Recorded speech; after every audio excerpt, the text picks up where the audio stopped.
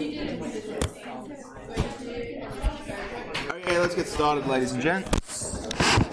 We're back in action.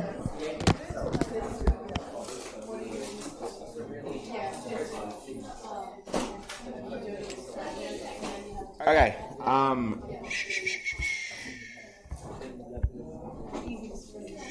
thanks, Year 11s. So, what we're going to look at for the next couple of lessons is modeling trigonometric equations. So we're going to look at, if I gave you a random sine function, what would that look like when you plot it on a set of axes? And earlier on I did tell you what they look like. A sine looks like that. It's just a wave that repeats itself. Cos is the same thing, just a little bit offset. And then tan goes up to infinity because it sucks. Okay, so for a trig function, this is our general rule. It's the same way as like a quadratic's general rule is y equals ax squared plus bx plus c. This is the rule we're going to be using a lot of the time. And like I just said, sine and cos are kind of the same function. They're just cos is offset, which we'll talk about in a minute. So when we talk about this, even though I'm going to say sine, all this stuff also applies to cosine. It also applies to tan, but like I said, I'm not going to get you to model tan. It's too difficult. Okay. So you see I've got these four colored letters here, and those are our different parameter values. And basically, once you get used to these, you'll be able to look at an equation. Like, let's jump down a little bit to the next page. So if I said to you 3 sine 2x plus 2, you're going to get really good at being able to see that and being like, okay, straight away, I know what that's going to look like as a function. But before we can get to that stage, we're going to have to go through each one of those different parameters and what they mean, which is kind of what we did yesterday. So our first one, the A, so I've matched the colors up. For those of you that are concerned about colors, A is our green one, amplitude.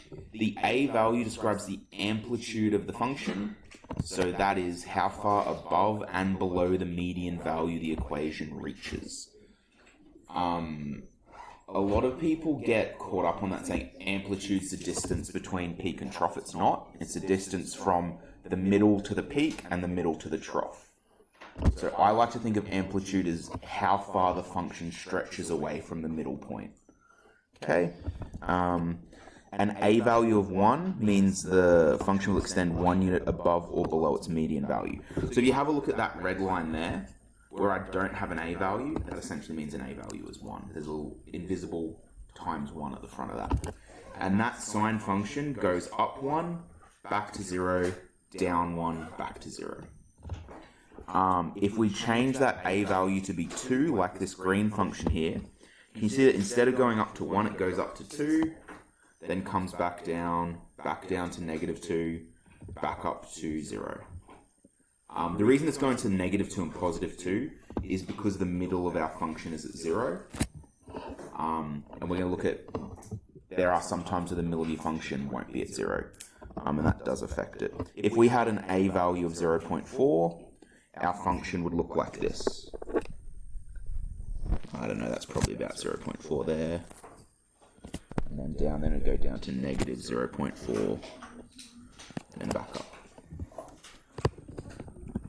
So that's all the amplitude does, is it changes the separation from the median to the peaks and the median to the troughs. Okay, and it's one of our favorite parameter values because you can just look at it and straight away know what the go is.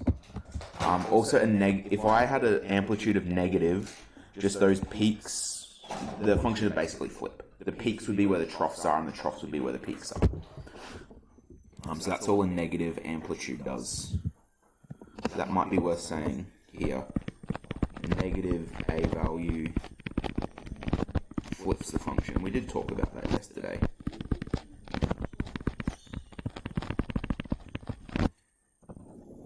Okay. So period now. The period of a function is how long it takes to complete a wave. So when we say a wave, we mean from one critical... there's a few ways you can describe it, but basically the amount of time it takes to do one revolution. So you look at my sine, if you have a look here, it takes 2 pi to go through a full revolution. So for this one, I'm measuring from the time it hits 0 and it's rising to the next time it hits 0 and it's rising. You could also look from peak to peak, that is 1 period. Trough to trough is 1 period. Be careful when using the midpoint, because can you see that there's a midpoint here and a midpoint here, but it hasn't finished a full period between those two midpoints. If you're using midpoints, you have to go to the second one along, not the first one along. Okay.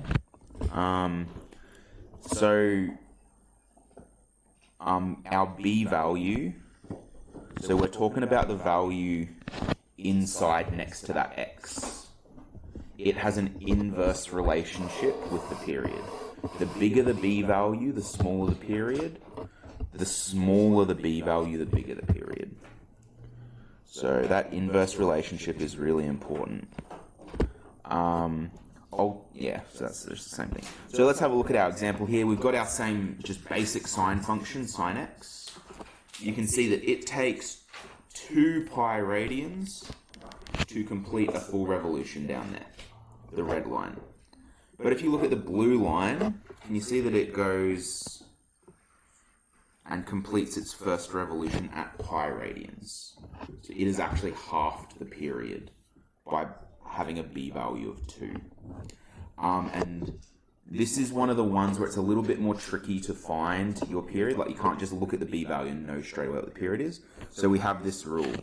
The period is equal to 2 pi divided by your B value, which is how you get that inverse relationship. The bigger B is, the smaller your period is. The smaller B is, the bigger your period is. I often like to think of B values like being the fast forward button. So like, instead of going, at regular speed, if you have a B value of 2, it's going at twice the speed. It's going through that cycle twice as fast, which is why it finishes in half the time.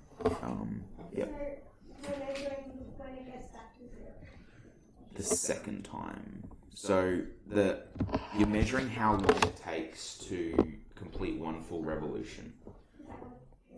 Yeah. So what the time it takes to do one full revolution. A full revolution.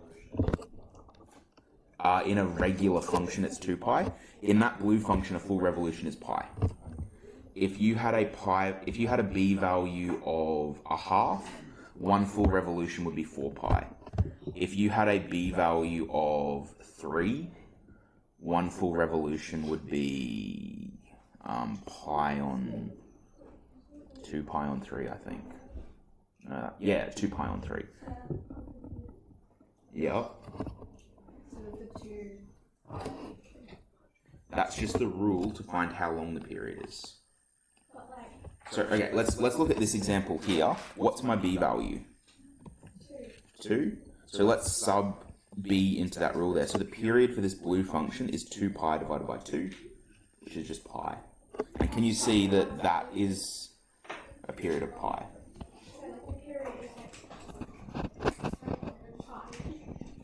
For that one, yeah. So the period is how many radians it takes to complete a full revolution. Yeah. Oh, guys, that's probably on me. I should have made it very clear. Our x-axis is being recorded in radians. So what we're basically saying is, what is the value of sine depending on what radian I've substituted into it. That's all that this graph is showing.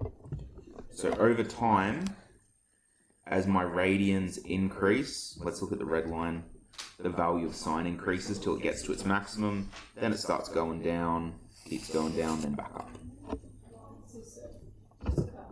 Pi is half a term, 2 pi is a full term. In a standard sine function, yes. In the unit circle, yes. If 3 pi would be 1 half. Yes. In a standard one, but when we change that B value, it changes how much is in a full revolution, because it either goes faster or slower. Yes. Okay, let's look at the next one, which is phase shift. So, the phase shift of a function refers to how out of phase the function is with a non-modified function. I'm trying to think if I know why they use the word phase here. I think it's just a maths thing. Pretty much. So a function that has a c value that is not 0 will have its critical points at slightly different positions than a basic function. Now, this is the first time in the booklet I've used the phrase critical points. Could anyone have a guess at what I mean by critical points? Luca? Turning point x-intercept and y-intercept? Yeah. We don't normally worry about y-intercept for periodic functions, but definitely the turning points. So this would be a critical point. This would be a critical point. And then, not necessarily x-intercepts because they don't always cross the x-axis, but where the median of the function is, we have critical points as well. So here, here, and here. So in a regular periodic function, in one revolution, there are 5 critical points. There's the first time it's at the median value. There's its first peak.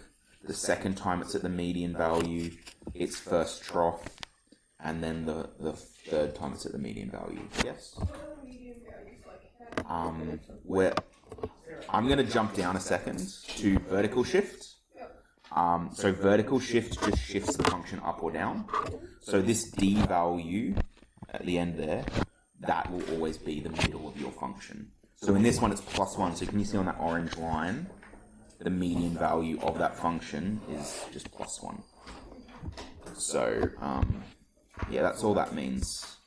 So median value is just where the middle of that periodic function is, and that's given by your d value, which we'll look at in a moment. So they just occur at slightly different positions, but they have the same period and amplitude. So can you see I've got my function sine x, then I have my function sine x plus pi on 4. Can you see that those lines are the same?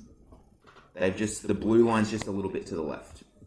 If you picked up that blue function and shifted it right, it would perfectly overlap that other function. So once again, phase shift is one of those ones that's difficult to calculate. I shouldn't say difficult to calculate, but you can't just look at the function and see straight away, oh, there's going to have a phase shift of pi on 4. This one does have a phase shift of just pi on 4, but the reason is there's no b value. If you have a b value, that actually affects your phase shift as well. So if you're going through the function faster or slower than you normally would, the phase shift gets affected by that. Which is why we have this rule. Phase shift is equal to negative c over b. Now, a really common thing to mess up on this one is that negative. So, I'm just trying to think of how to explain this. So, can you see that even though we have a plus pi on 4, and we talked about this a little bit yesterday, the blue function, even though we've plussed to it, it's been shifted to the left. Basically, that's what this negative refers to, the fact that when you have a positive phase shift, it's actually a shift to the left. So when this will tell you whether your phase shift has been shifted to the left or the right by whether it's positive or negative. So basically your phase shift, negative c over b, will give it to you as how far to the right your point should move. But we'll look into that more when we have some examples. So if we have a look just on that next little bit, let's consider the graph of sine x cos x. Can you see that cos x just has some left phase shift to it? And you could pick it up and put it right over that sine. It'd be the exact same period, exact same amplitude, exact same mean value. Just the only thing that would be different between those two is a phase shift. I'm seeing a lot of blank faces in the audience today. Just like, what the hell is this? Okay, we might circle back to that. So sine and cosine are identical apart from their phase. In fact, cos x equals sine x plus pi on 2. And that actually, if we go back to our unit circle, that kind of makes sense, doesn't it? Does that mean you can change the causes? Yeah, easily. It also means that you'll get questions like, if I gave you that graph there and said, find the function of the red line, you can do it. But there's going to be more than one answer, because you might give it to me as a cos, or you might give it to me as a sine, and as long as you've done the phase shift right, you get the right answer. If we think back to our unit circle, at that point there, what is sine? Oops. Oh, sorry, I should start at the x value. What is cos there? 1. What is sine? 0. Up here, what is cos? And sine? And then over here, what is cos? And then 0. And then down here, it's 0, -1. If you have a look at this, cos of 0 is 1. And then sine of 90, or sine of pi on 2, is also 1. Cos of 90 is 0. Sine of 90, cos of 90, or cos of pi on 2 is 0. Cos of pi is -1. Sine of pi is 0. So I'm saying this in the most confusing way possibly. I apologize. What I'm trying to say, whatever is here for cos appears 90 degrees later for sine. So here we have 0, that appears 90 degrees later for sine. Here we have -1, it appears 90 degrees later for sine. The value of whatever sine is. So can you see here that the value of cos is 0? 90 degrees later, the value of sine is 0. Here the value of cos is 1. 90 degrees later, the value of sine is 1. So it's kind of like sine and cos are just chasing each other.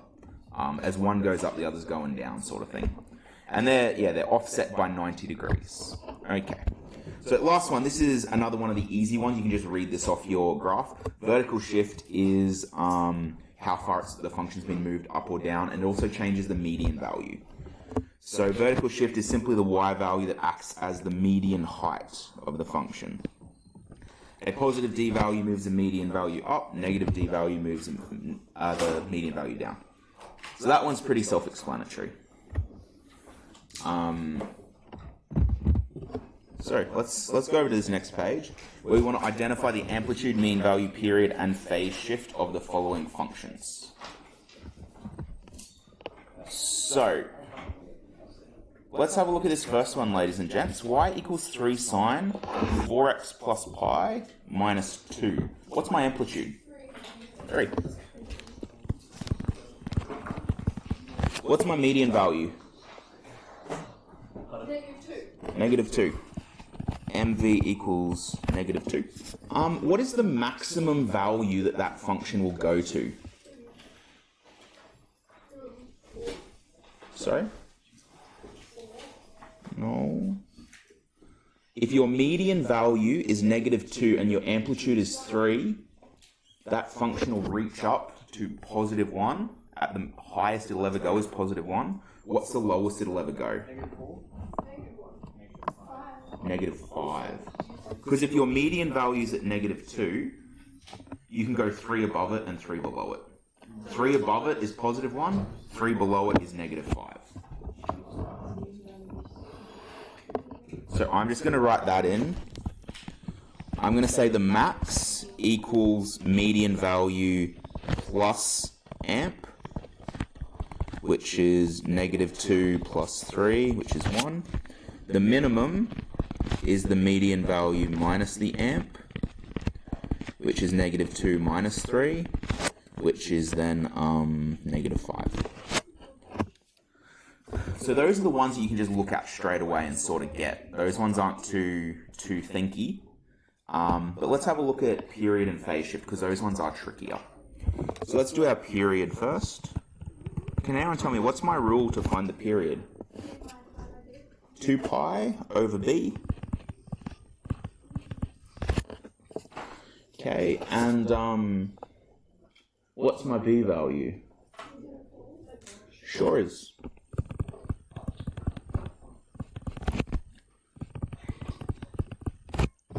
2 pi on 4, which is pi on 2.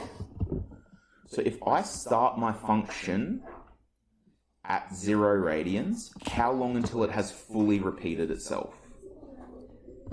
90 degrees, pi on 2 radians. Pi on 2, 2 pi divided by 4. I just cancelled the factor of 2 with the 2 and the 4.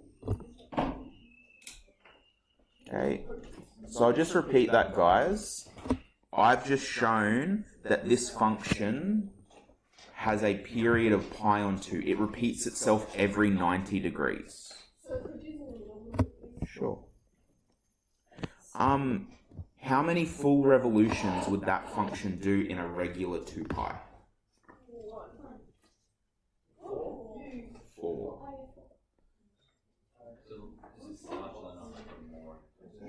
And in 2 pi radians, a normal sine function does 1 full revolution, right? This function, though, it has a b value, so that's going to change how quickly it goes through one cycle. And this one has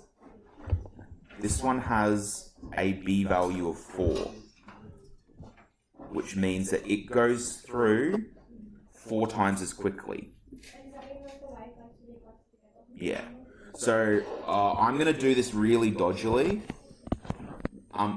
Ladies and gentlemen, just so you know, we're going to be creating these later on. I'm going to give you a function like this, and you're going to plot it on a set of axes, just based from finding this information. It's not as difficult as it sounds. I'm going to plot this function. I'll show you how to do it in a second. Let's find the phase shift first, though. The phase shift. Negative c divided by b. Now, we're going to do something here that involves dividing by a fraction. So just in light of that, I'm going to rewrite this rule. I'm not changing the value of anything, I'm just rewriting it. Negative c divided by b. It's the exact same thing. I'm just writing it that way because we're going to divide by a fraction. It's easier to mentally picture, I think, doing it this way. You can do it either way, but I think this way is easier to understand what's happening. So my c value is what? Pi. Negative pi divided by my b value, which I said my b value is 4. Oh, sorry, we don't have a fractional b value. I'm thinking ahead of myself. So that just ends up being negative pi on 4. So what direction is my phase shift? To the left. Because it's a negative. If your phase shift is negative, it goes to the left. If it's positive, it goes to the right. Yes. Okay, this is going to be something that throws you, so I just want to make you aware of it. Can you see that in my function I have positive positive pi. But in my phase shift, I've said negative.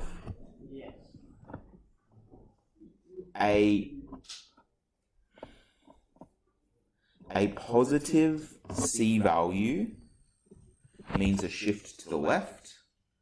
A negative c value means a shift to the right. When we translate it to the phase shift, because we chuck that negative into the formula, that basically flips it for us, so that once we get to phase shift, a negative goes left, a positive goes right, because that's what we're used to doing.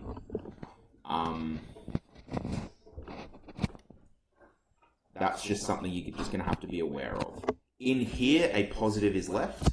Down here, a positive is right. Because that's what the negative in the function does. It writes it. That's the wrong word. It makes it more like what we naturally think of. Because we think, when you first learn about numbers, you learn about the number line. Positives go to the right, negatives go to the left. So just... You could essentially ignore that negative in the equation, get rid of it, but you just have to remember that it means left or right. The reason this phase shift rule is like this is so that it just tells you straight up negative is left. So it is right. But that's up to you guys. Okay.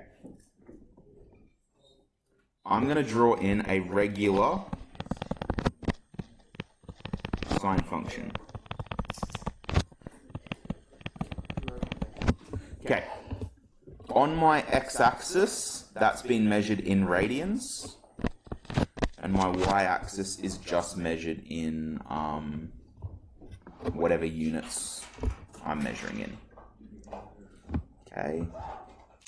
At a value of 0. At a value of 0, sine 0, what is sine equal to? Sine, the height. 0. So at 0, sine is equal to 0. So at x equals 0, y equals 0. At 90 degrees, what is sine equal to? 1.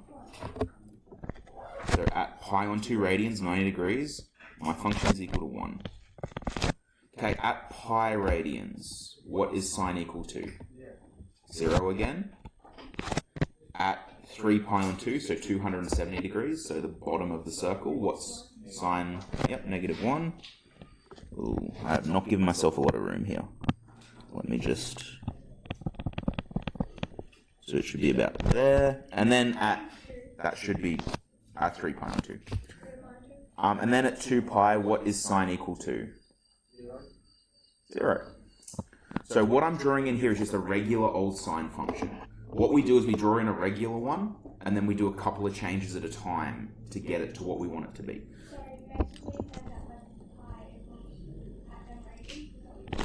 Sort of. Oh yeah, I had another second to think about this. Yes. I just thought about what would a regular function do at each of these. So what's the third one? 3 pi on 2. I just had to rewrite it just to get access to it.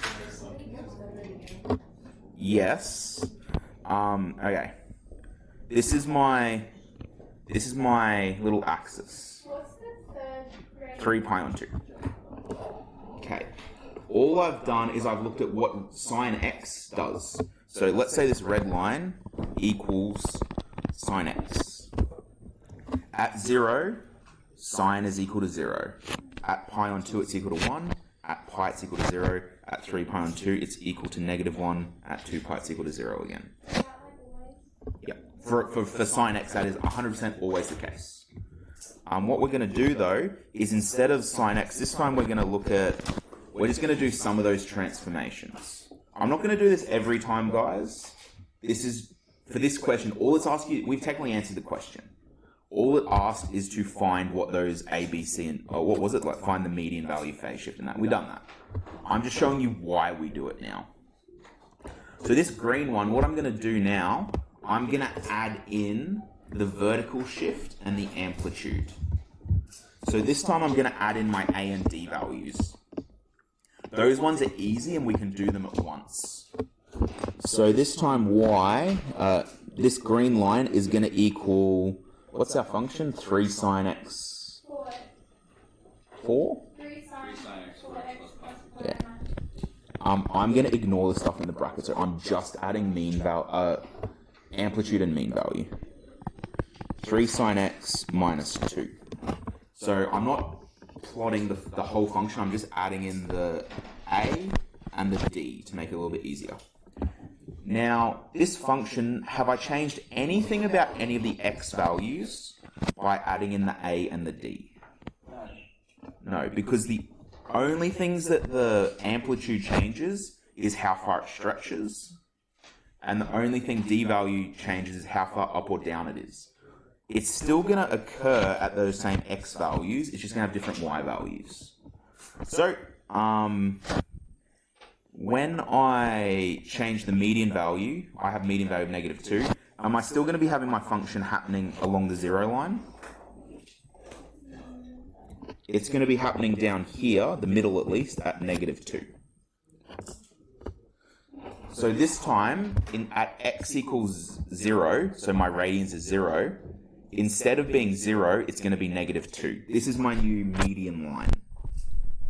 So that's where my first critical point will be.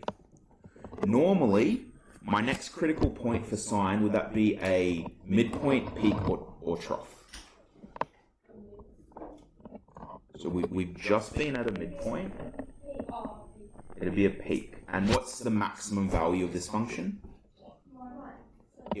the maximum value of sine x is 1. The maximum value of 3 sine x minus 2 is... Oh no, it is still 1, never mind. I'm being dumb.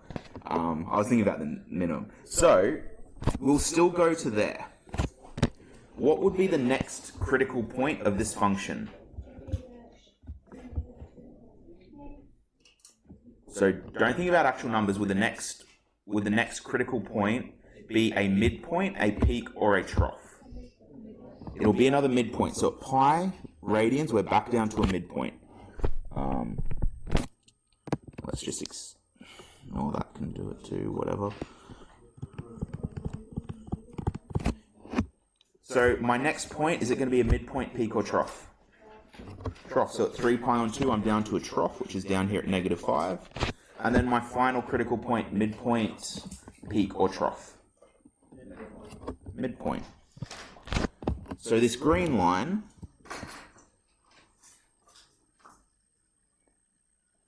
looks something like that. Let's pretend I didn't draw it so pointy.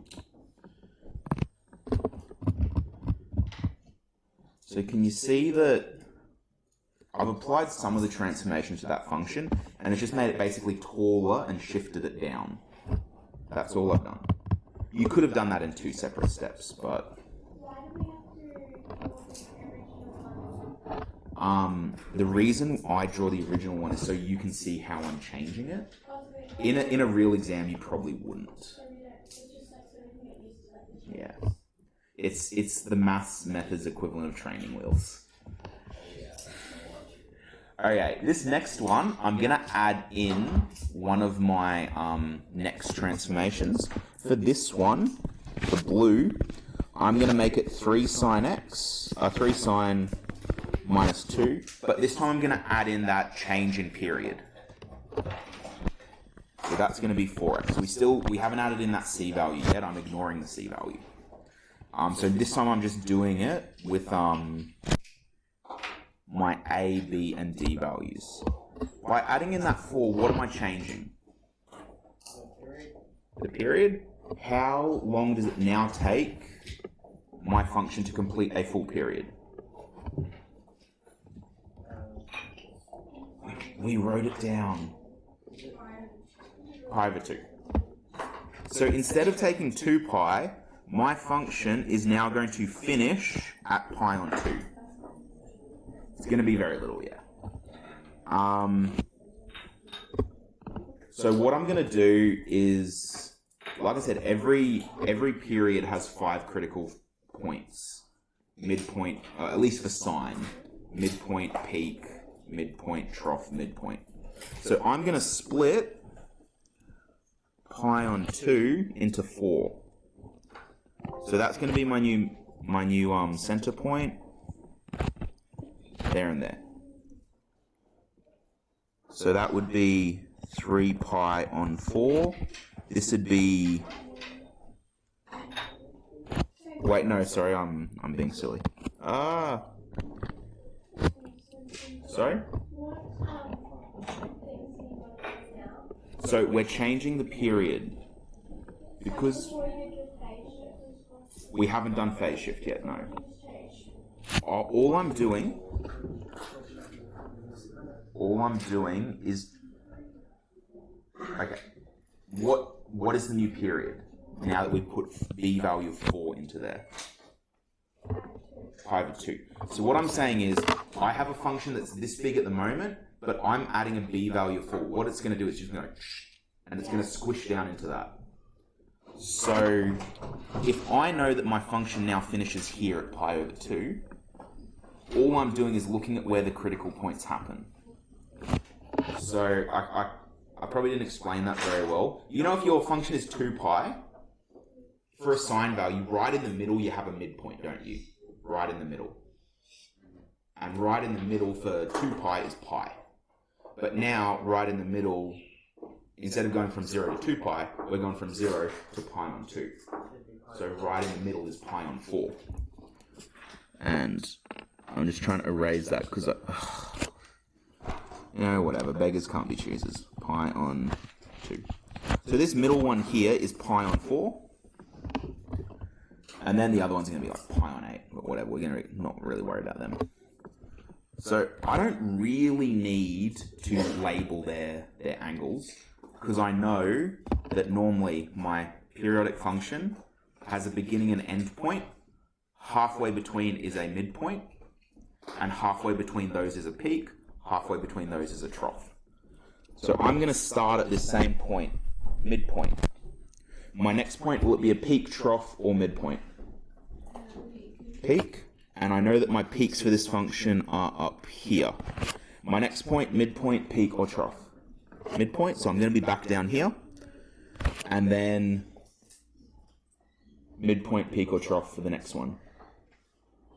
Trough, which is down here. So what I can then do is draw in my new function.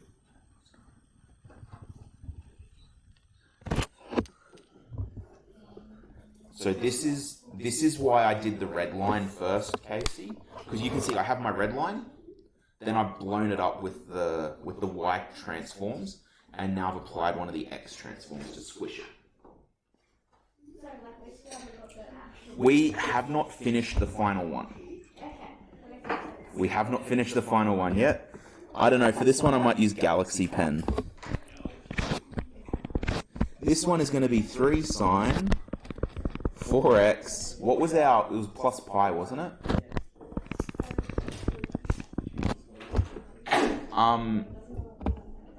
Now, ladies and gents, do you want me to stop for, like, I see a few concerned faces. Do you want me to explain something first?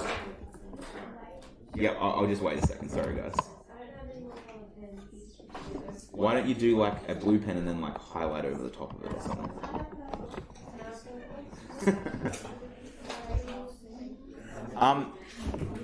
What was our phase shift, guys? I don't remember.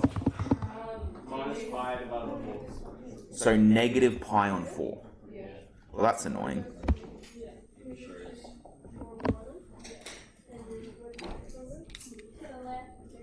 To the left, to the left. Yeah, we're gonna basically pick up all of those points we just wrote and drag them pi on 4 to the left. Well, there's two things you can do. You can just stop it at 0 and then you'll be missing a bit, but then you just draw it in on the other side. Or you can just pick it all up and move it.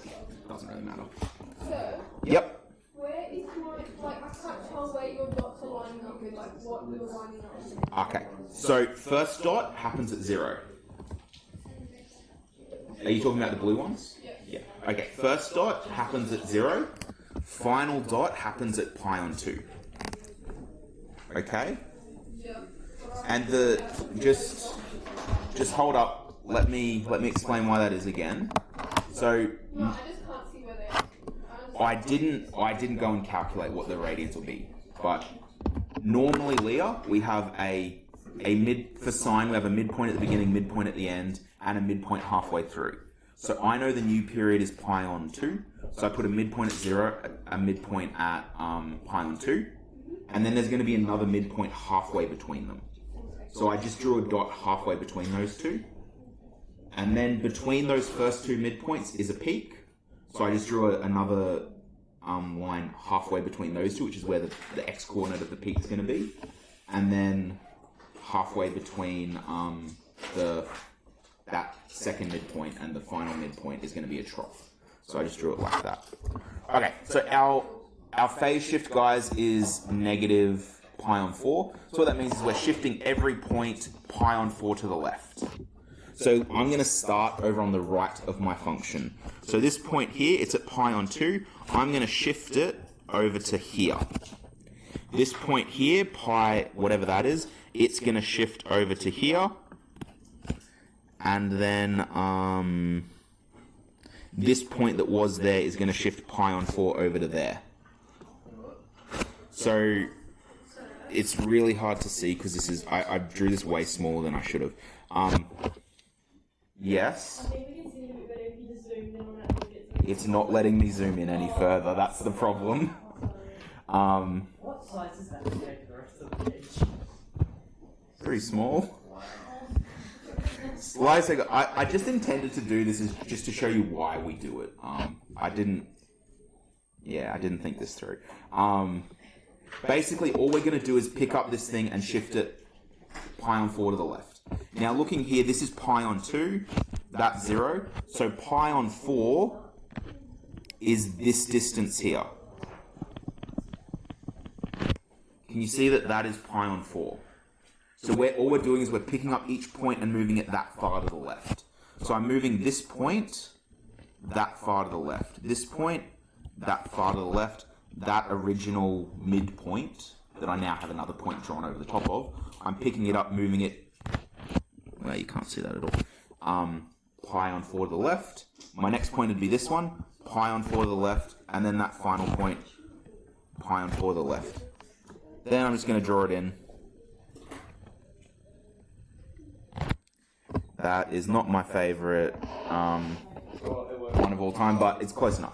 Like I said, guys, I don't want to dwell on this. This is just supposed to be for illustration. I realized I should have waited till the next couple of things to show you this.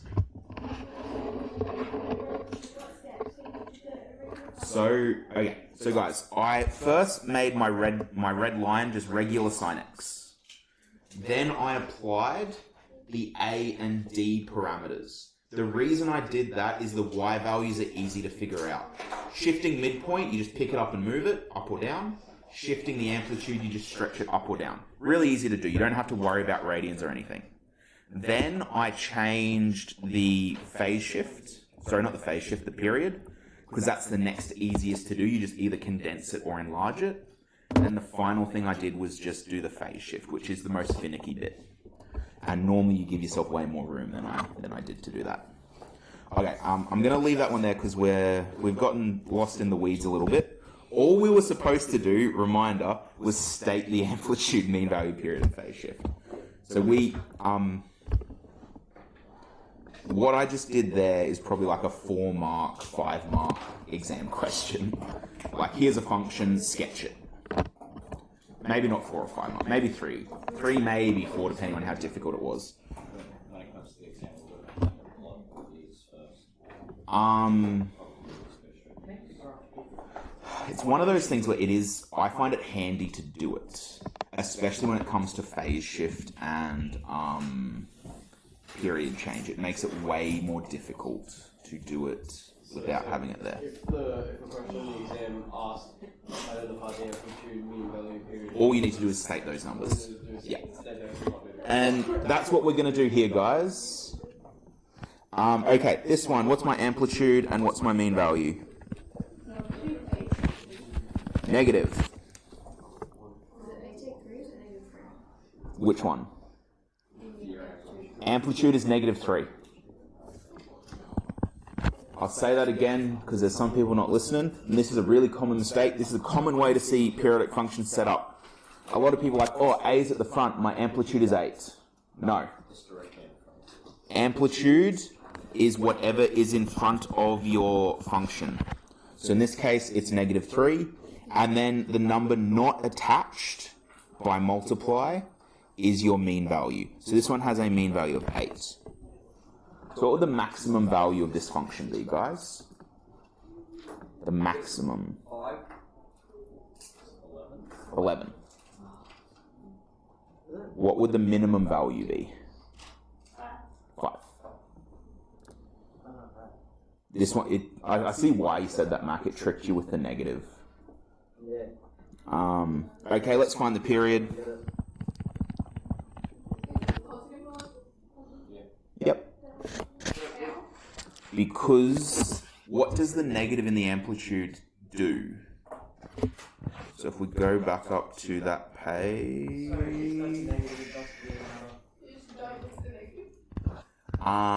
if you're plotting it, you would, because a negative value just flips the function.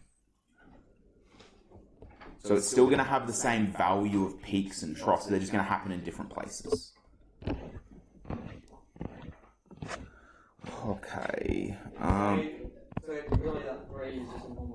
Yeah, for calculating the minimum and the maximum value, just treat it like a normal 3. In A, why did we look at the negative? How do you mean? Do you mean when we're calculating the min and max? The reason we did a negative there is because if your median, you'd go that much below it for your minimum value. And our median value was 2, -2, and our A value was 3, so we just went 3 below that -2. Just when we're calculating the minimum and the maximum, we ignore any signs it has. So probably the more correct way I could have written that is if I put absolute value signs around the amplitude. But I'm not sure you guys know what that is, so I just ignored them. So you do? You learned about that last year? That just means ignore the sign. You just care about the actual value, not whether it's positive or negative. On the minimum and maximum. Yeah. Okay, let's finish off this one, guys, and let's get cracking. So, our period, how do we find it? 2 pi over b. What's my b value? So my period is pi. My median, we found median value. I'm off my chops. Phase shift, how do I find it? -c over b. Sorry. I just love math so much, sometimes I get on a bit of a roll. C value is the thing inside the trig function that is attached by a plus or a minus. What's the B value, sir?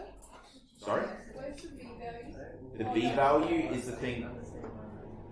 The B value is the thing inside the brackets that's attached to the x with a multiply. Okay, you're just doing really quickly. No real good numbers.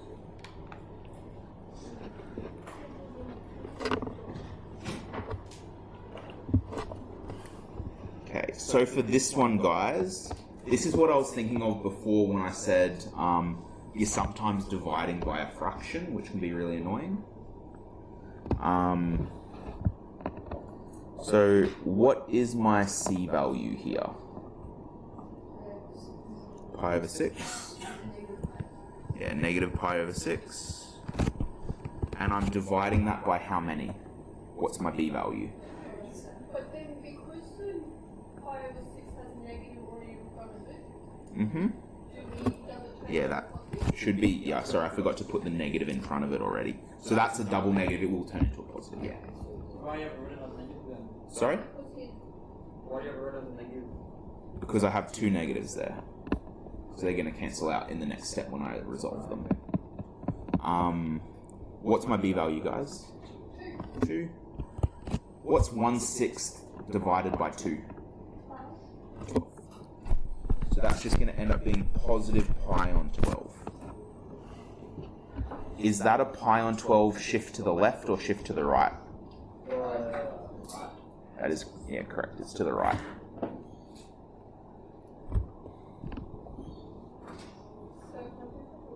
You may.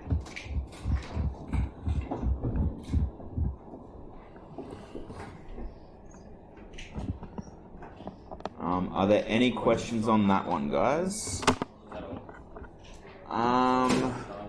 What we got? We got 10 minutes. We'll do these practice problems on page 523, guys, for the last bit of the lesson. Oh, I'm thinking about session 3 again. So we've got 20 minutes, but I don't want to smash yous with too much learning in one day. What did I say? Page 523.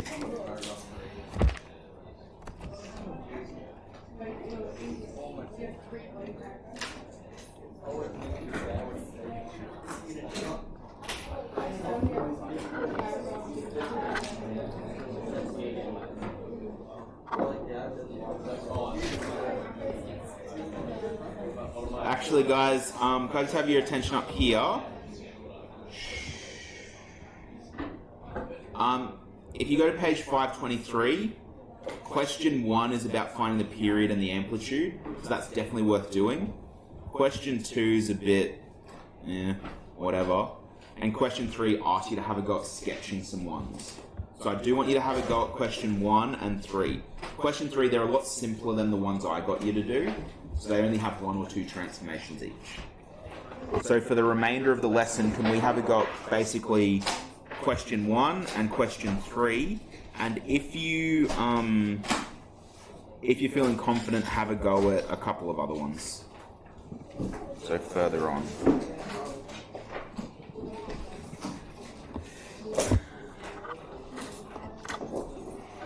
And I will just turn off the recording.